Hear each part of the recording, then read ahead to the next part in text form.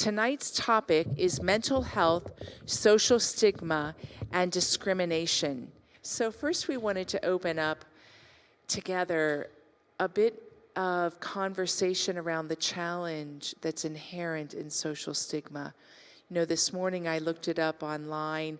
I love etymology, so I was taking a look at it. And when you look at social stigma, it's as simple as the action of disapproval or discrimination on the appearance or the characteristics of somebody that's different than others in society. It could be anything. It could be having brown eyes in a culture where everyone's got blue eyes. But it goes pretty deep in our culture to gender, to race, to ethnicity, to what we might call intelligence, and to mental health. But how would you speak to that, the challenge inherent in social stigma? The challenge in any stigma is that you're dealing with somebody's personal belief. And a personal belief that does have some fact to it. But where the problem arises in a stigma is that you start to make blanket statements about some of those things. So speaking of mental health, there are a lot of people suffering from mental illness that live on the streets. Every person that's flying a sign on the corner of Boulder is not necessarily mentally ill, which is a stigma that gets put on some of those people that are out there right now. It makes it easier for us just to come up with a blanket statement to just get it over with and then not care about it. If we look deeper into it, then we have to put care and concern into it, and that takes work to do. So a lot of these things pop up out of the ease of just not really caring and making a blanket statement without more research, more depth to it. I love the way you speak to that. When I lived in Annapolis for a year when I was getting my graduate degree, and there was this car wash that I would go to. It was self-serve car wash, and in that neck of the woods, there was an African-American man who would ride around on his bicycle, and he always had this big black trash bag that was empty, that he'd be waving in the wind as he was riding his bicycle, waving it and filling it with air, and then he'd stop once it was filled with air, and he'd kind of shake it out, and he kept doing this, and most everybody avoided him, and he was stigmatized. Sure. He was really labeled as having problems and having issues, and I got very curious. He had actually attracted me versus put me in the opposite direction. And so I went up to him one day and I started talking with him, and I said, what is it with the bag? That is so interesting that you're going around with this plastic bag. And he said, I'm getting rid of all the toxins that are in the air. And wow. I thought, now that's pretty healthy.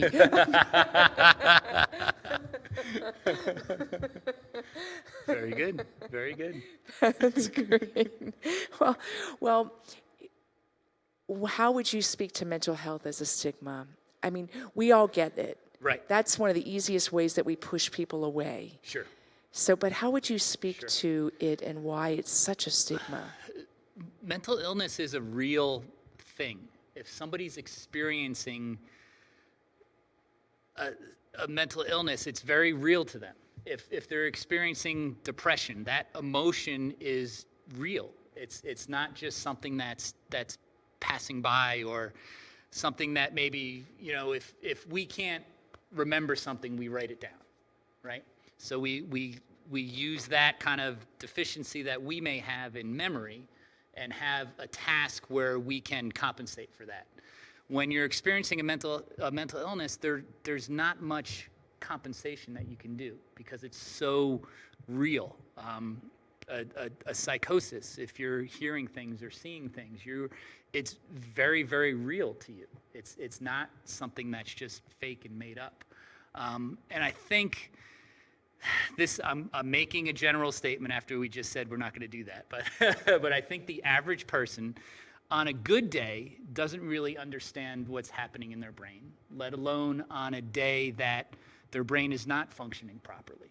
So when we start thinking about that and we don't have answers for all of these problems, we start getting concerned about it. We start fearing it. And suddenly we start stigmatizing it because we have no other answers for it. And so when someone does open their hearts to want to draw closer to their fellow human beings who may suffer mental illness, what is responsibility there? I loved the way you spoke about it when we were together, and Yeah. I'd love for everyone else, because I think that's a challenge we all have. If you're compassionate, which I would say most of us are deeply compassionate, it's impossible to not be moved when you encounter someone that's suffering. Sure. And even more so when they're suffering because of something that's going on inside. Right. And suffering from something that they may not know that they're suffering from. Yeah. Because again, it's so real. Yeah. Right. Yeah. So where do you find, because you've been working in this arena, and I'm sure you have worked with how responsible am I and what can I do and what can I not do? Right. And right. And there's, as a community, we have this problem in our community. Is it up to us to solve it? Yes and no. It's where you want to kind of fall into that, and if we see somebody out on the street that's obviously suffering from something, we should care, but we don't have to. We should be, making a phone call saying, hey, I think this person is having a really hard problem right now and they need some help. But we don't have to do that. But there are ways where we can be disengaged the way we want to be, but still kind of give to our community. There's simple things. If you want to do something, there's tons of areas you can go into. You can volunteer. You can get a job working at that. And there's all kinds of different ways to do that. But if you don't, there's really simple ways just to support your community. Every time you purchase something in town, you're financially in maybe taxes, you're supporting a program somewhere, you're supporting a business that may now be able to take a chance on hiring somebody they wouldn't hire before. So there's lots of ways where you can help your community without actually going out and having to engage with people you may not want to engage with. Thank you. Thank you for giving options.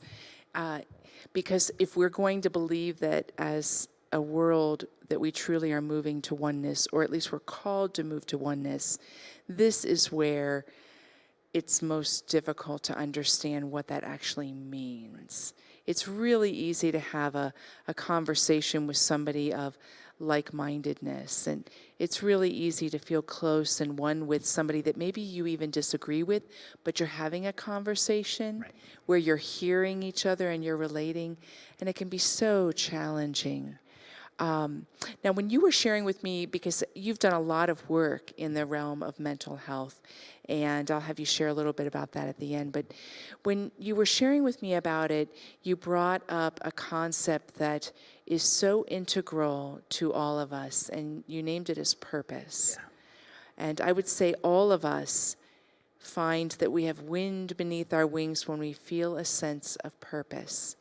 And when we lose that sense of purpose, even if it's just transitory, maybe we lose the love of our life, or we lose a certain career because its time came to an end, we can go through a period where there's struggle and there's pain and there's loss, largely because there's a certain purpose that's been lost and needs to be rediscovered or redefined in a new way. But you found that that's really important in working with bringing healing in mental health. Yeah. Well, you're in mental health, you've just said earlier that you're already pushed aside. So you're already kind of on your own and lost. And that purpose for anybody is purpose gives you the drive to be successful. And if you have a purpose, if you have something in your life that gives you that stability and the want to get out of bed each morning, you've already succeeded. What that is different for everybody. You know, some people that's employment. Some people that's a relationship. Some people that's a life challenge that they give themselves if they're wanting to climb a mountain or something like that. You know, it's there's something in all of us that yearns to get somewhere. Whether it's not always acceptance. You know, but that's a big part of it too. But having that thing in you to drive you to get up in the morning is so important, in my opinion, to the success of anyone. Right. I love that. And what role do you think community plays in that? And how have you seen that work with those you've worked with that have suffered in mental health arena ways? Yeah. How So is the roles that community could have a part of that is a business owner that can take a chance on someone, that can maybe do a job in the back room that is not too intricate, or maybe it's somewhere up front. Maybe it is greeting people at your doorstep, at your store. Once that employment to me is and you know, being a part of the Bridge House and the Ready to Work program, we are employment first thinking, and we really feel that that's where a lot of purpose comes from, because you're doing a job, you're getting rewards for it, you're getting paid, and you're being accepted by the people around you, and to us that covers everything you need to be successful. You know, there's more support systems and things like that you need to kind of break out of your shell, but those three things are really, really important to have, and that sense of purpose and sense of belonging in your community is huge. And if you have a community that accepts you, there's no way you're going to fail. No. I think that's so true. I have found I've worked in ministry almost all my life, and when a human being feels that they belong somewhere, and belonging does so much for our psyche, does so much for our hearts, does so much for our minds, because it lets us relax into an unspoken sense that everything's going to be okay, that no matter what I am, how I fail, how I succeed, whether I say the right thing, whether I say the wrong thing, that belonging itself makes it okay to be not perfect, to be undone. And I would imagine that sense of belonging would play a really big part in the programs you're offering. Absolutely. To help people come to mental health. Absolutely. You know, we have conversations with our trainees at Ready to Work all the time, and you know, one of the outdoor programs is cleaning up the Pearl Street Mall. So you pick up a cigarette butt and somebody behind you throws another one down. It's a very thankless job, right? But when we have these conversations with somebody that just went out there, you know, we talk about, you were on the Pearl Street Mall, you were on Main Street of Boulder, you know, the tourist attraction of Boulder, and you played a part in keeping it clean that has all of the business owners around you excited, has all of the people that visit the Pearl Street Mall excited because it's clean, and you're creating something for your community down there. And it's always a huge response back that, you know, I thought I was just picking up cigarette butts, you know, but you're not. You're doing a lot more. We have outdoor crews that work with open space, that for a day they'll just be pulling weeds. And it seems like such again, a thankless thing, just pulling weeds all day. But those weeds are in a waterway that leads to all the farms at the bottom of the hill. So they're making a huge difference for a ton of people by just pulling weeds. You know, so you can find purpose in anything. You know, and you can also find false purpose too. That's a whole nother conversation. But we'll table that one yeah, until exactly. a little later. But there's you can find, if you look hard enough, you can find reason for what you're doing to be a part of the community that you're in. Yeah. Is it always reflected back from the community? Not always. But if you know you're doing a part in that, then that's really important in your heart. I'm so with you on that, and that actually lets me even put an unexpected call to action out there, because you were talking about action steps you could do to be responsible, and all of us have, I believe, not only the calling and the opportunity, but we have the ability to be an instrument to let somebody else know they belong. Yeah. Just through a look at somebody in the grocery store, through the way we might open a door or accept a door being opened. Like to let ourselves butt up against ourselves to say, where do I limit letting every single human being in my life know that they belong and that they belong in this world? And I may not know their ultimate purpose, but I know that we're all here searching for that same thing. We're all on the same ground, hoping for and looking for purpose. So even action steps can be as simple as that, which can sometimes be very difficult, but it's nothing we have to even go out and get in our car to do. So, yeah, thank you. Thank you for speaking so much to that. So, I wanted to bring up NIMBYism, and that's been something we've been talking about. So, you probably, if you're watching, you know that the Bridge House and Hope, that we're both working in an arena with unhoused individuals on a whole spectrum of reasons why they're struggling with self-sufficiency. And we're trying to provide resources on every level that they can have the opportunity to have the community and the support to move into realizing their purpose and their self-sufficiency. And we both butt up against NIMBYism all the time, and that is not in my backyard syndrome. So can you speak a little bit to your experience of that? Geez, if I had $1 for every time I was told your program is great, but I don't want it here, I could probably have another program.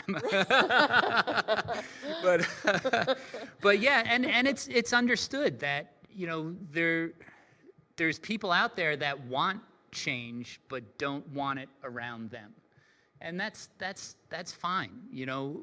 But you can get in these conversations with, I don't want it in my backyard, but if we don't have a program in your community to help it, then it's going to be in your backyard.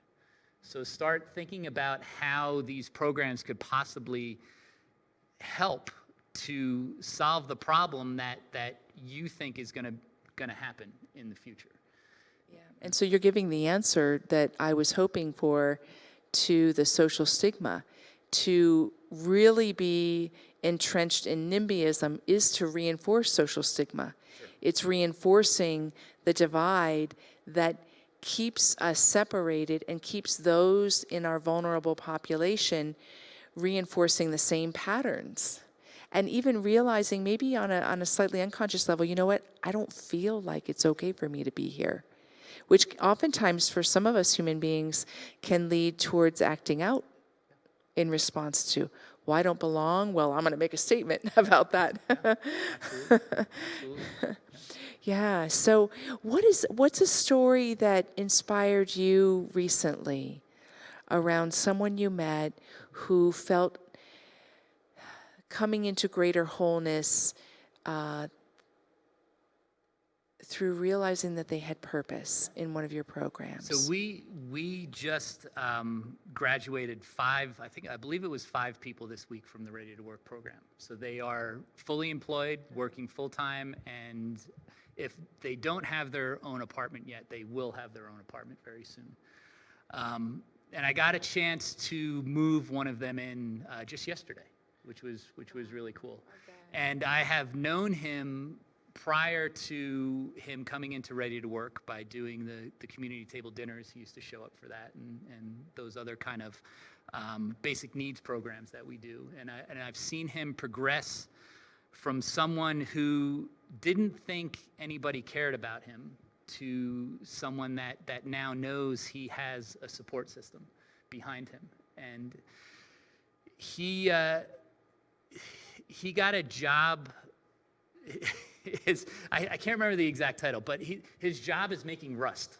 So he works at a technology building, kind of fun. and so he makes this rust, and people study it, and eventually come out with products to fight it, to cause it, to do all these different things. So he's at a really he's in a really cool niche where he can create change in an area of rust, you know? is so And cool. he's so proud of that. It's really, really neat. But, you know, he was one of those conversations where he was on the cleanup crew on the Pearl Street Mall and thinking, you know, what am I doing here? All I'm doing is picking up cigarette butts, and this doesn't mean anything to anyone. And we had that conversation of how much impact he's actually having by being down there.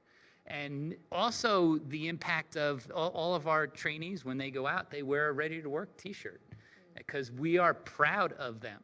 So they go out there wearing our t-shirt and knowing that somebody back at the house is very proud of them for going out and representing us as well.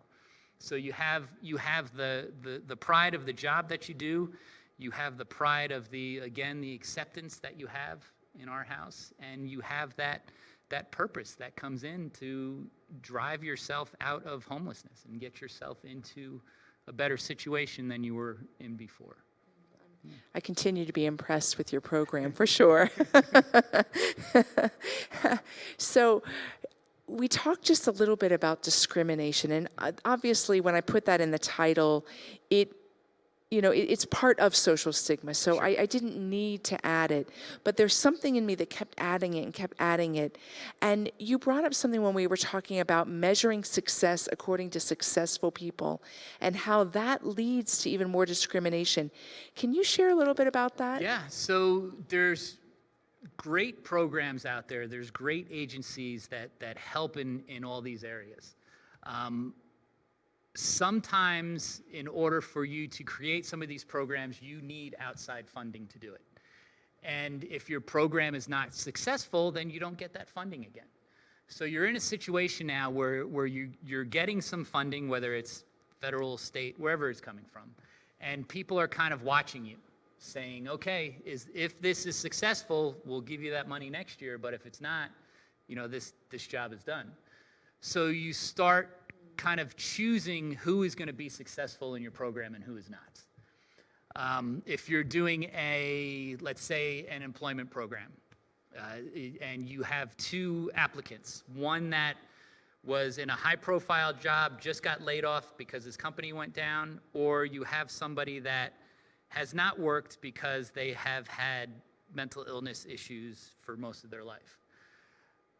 I need to keep my funding, so I'm going to go with the guy that I know is going to be successful in my mind of stigma and everything else. I personally would go with the person that has the mental illness and give them a shot, because this guy's going to be fine on his own anyway.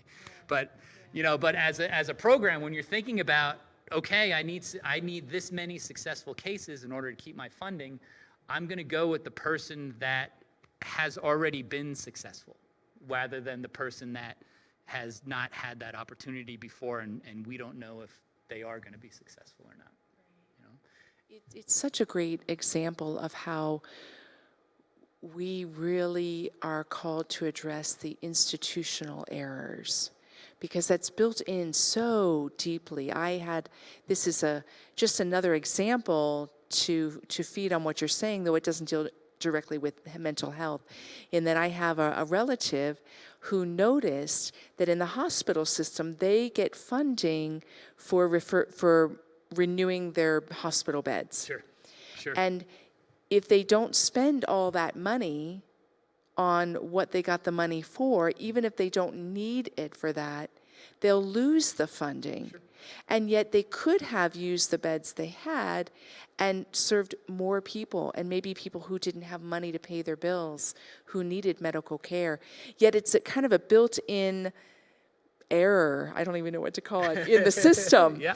That leads to that way of thinking that continues to marginalize where we can really funnel money that would be most effective, whether it even shows in success. Because even giving that person a shot that maybe had less of a chance of being a success, but investing in them, who even knows down the road, maybe there wasn't immediate success, but maybe 10 years down the road, something of the impact of your program was still with them. And in a moment of direness, they referred back to their memories recalled it, Yeah, it started that spark. and it started that spark. Yeah. Yeah.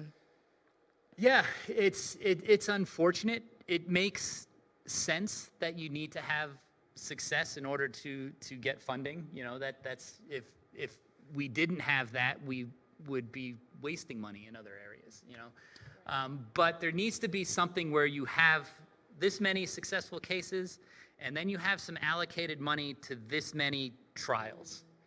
And out of those trials, you can also collect data of what works and what doesn't. And so then we now have this area where we can try new things, we can see what works, we can see what works with certain types of people, and we can start creating programs that will be successful out of that data, out of those trials, if we were allowed to do that. And in the meantime, give a whole bunch of people the chance that they need. Yeah. Right. I like that. I like that. That's a nice solution. Thank you.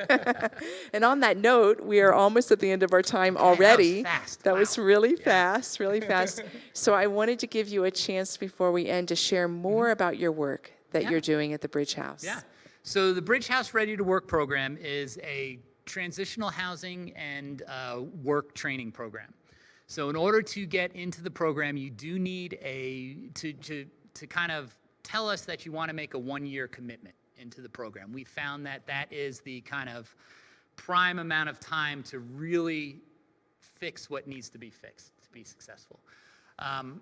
It starts out with an internship, so small application process, then an internship to find out if you want to do the program for a year. So you kind of have a chance to figure out if you're ready to do it. And then also for us to decide if we want to invest a year of that as well. So you have this small trial period. It's very simple. You just show up and do some intern stuff in the house. You don't go out with any of the crews yet at that point. And then if you do that and you're successful at that, we're going to get you into the program as a trainee. Once you're in the program as a trainee, you live in-house in the Ready to Work House and Employment Center, and you start one of the social enterprises that we do. So we have a really cool amount of social enterprises. One is cleaning up the Pearl Street Mall and going up on the hill and doing cleaning there. And then some more advanced things is the outdoor crew doing trail maintenance and debris cleanup and all that kind of stuff, and pulling those weeds so those farms have the water that they need in their trenches. And then we also have a culinary arts program. The culinary arts program is more of a job-specific program. You walk out of that program with a Safe Surf managerial certification. So you're there learning culinary skills the entire time. The other jobs, there are job openings at Open Space. We have placed people there who have graduated and things like that. But the other jobs are really just getting into doing work again and understanding a schedule, getting out of the process of I need to survive the next 24 hours to I can plan out 7 days now. I can plan out 1 month now. I can do a budget now. And kind of progress into being on your own and living on your own. And the program itself is a progressive program as well. You start out in a 4-bedroom. As you progress through the program, it could go down to a 3-bedroom, a 2-bedroom, and then if you're voted by the team into a single bedroom, then you can start really working on living alone and being there.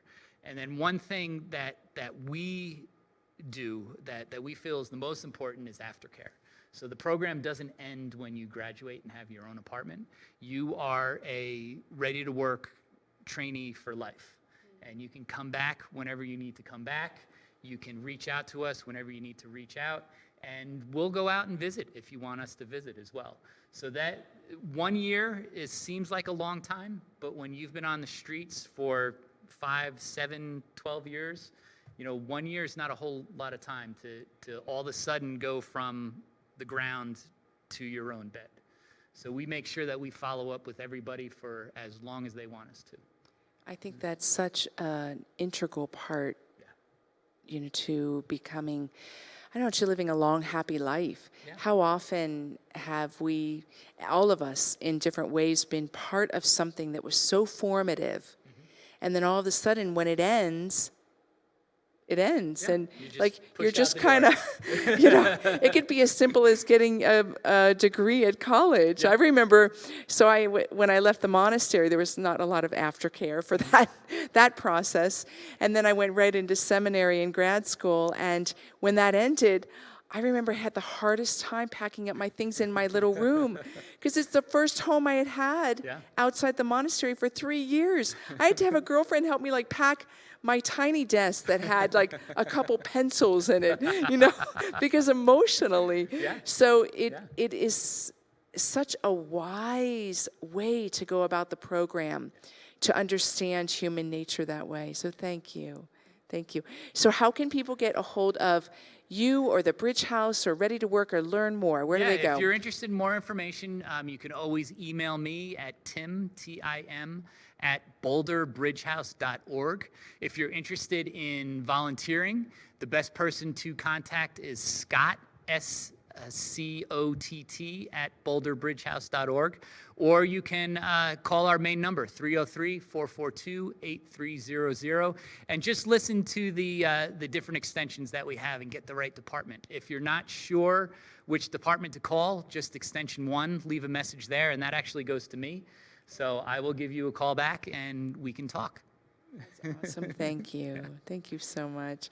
Wasn't that awesome, everyone? I tell you, each time we have these, I don't want the talks to end. And I think I want to gather all the speakers at the end. We should have like a big panel discussion about some of these That'd be great. topics. That would That'd be be great. really awesome. So, well, thank you all for joining us. Thank you for joining us and supporting Hope. I consider, and we at Hope consider, you not only as supporters, but really part of our family. You're part of the actual mission. Even if you're just watching this and this is your first chance to learn a little bit more about Hope, you're part of the mission that we stand for. And at base level, that is helping every single person realize their dignity so that they can live out their life with purpose. So if you'd like to learn more about the Summer Sundown Music Series or about Hope, just go to our website. That's hopeforlongmont.org. You'll find everything you're looking for there, including contact information, ways you can get involved, the next 2 upcoming music events, and that will be leading to our gala on September